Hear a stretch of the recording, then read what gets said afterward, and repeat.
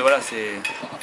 Ok, est-ce que tu peux nous raconter, selon toi, typiquement ce que veut dire faire du J80 et nous expliquer aussi quels sont les enjeux de ce support-là?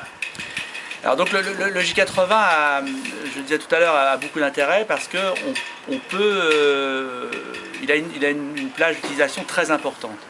On peut faire du club, des équipages jeunes relativement légers, du match racing, des clubs avec des équipages qui ont un niveau relativement faible, et naviguer aussi un petit peu en croisière quand les gens l'achètent pour une utilisation un petit peu mixte.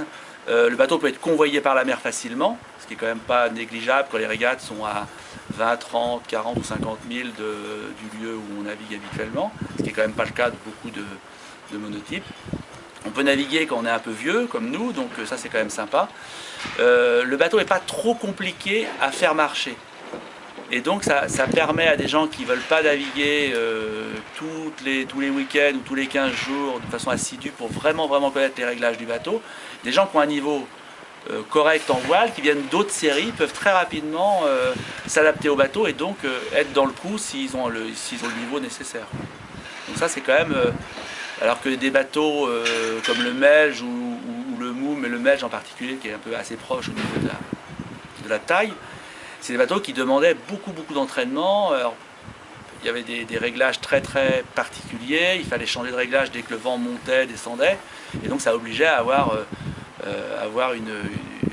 pas mal d'heures d'entraînement pour maîtriser ça. En J80 ça existe aussi un petit peu, mais beaucoup moins. Donc bon, même si le niveau est en train de monter parce que beaucoup de gens s'y intéressent et que les flottes commencent quand même à gonfler, c'est vrai qu'on arrive à faire des régates comme le Speedway Est de France à 100 bateaux, ce qui est quand même exceptionnel, quoi. Avec un petit peu tous les niveaux, donc bon, des fois ça pose quelques petits problèmes, mais globalement c'est quand même génial. D'accord.